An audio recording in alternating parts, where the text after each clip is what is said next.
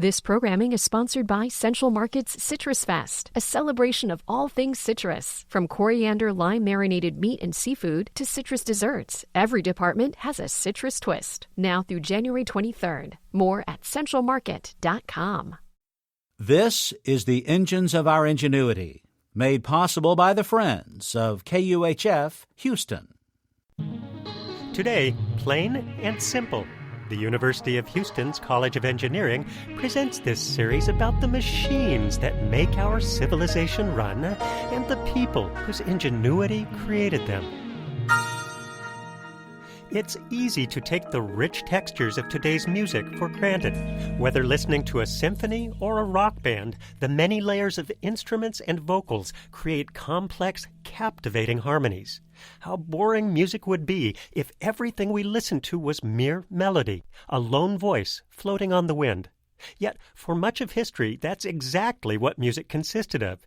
In Western civilization, we see this quite starkly in the music of the Roman Catholic Church. Cantus plenus, or Plainchant, refers to the form of music used in church liturgy for almost 1,000 years. Plainchant could be sung by one or many voices, but always consisted of a single, unaccompanied melody.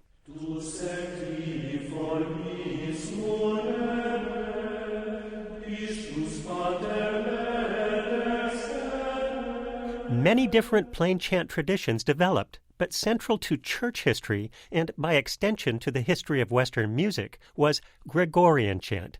Gregorian Chant is distinguished by its own stylistic elements, but also as the result of formal efforts by the Church to capture and codify Plainchant for church liturgy.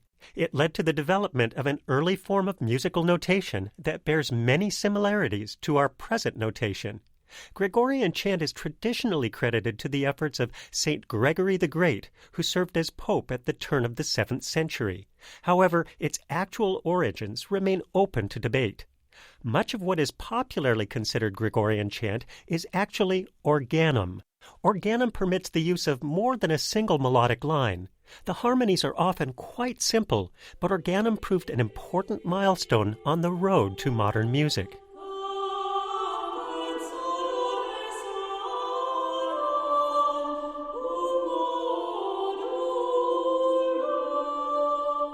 The use of Gregorian chant waned in the late Middle Ages as it was supplanted by ever more elaborate musical forms. But it never altogether disappeared. Gregorian chant is no longer required as part of Roman Catholic liturgy, but its use is still encouraged. And it has a following beyond church walls.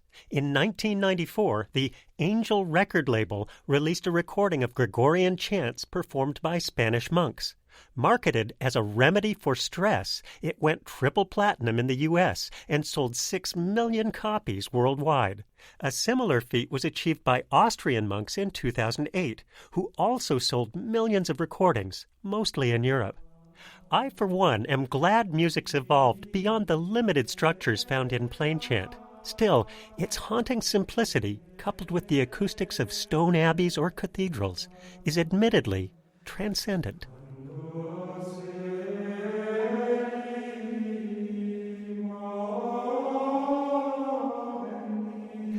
I'm Andy Boyd at the University of Houston, where we're interested in the way inventive minds work.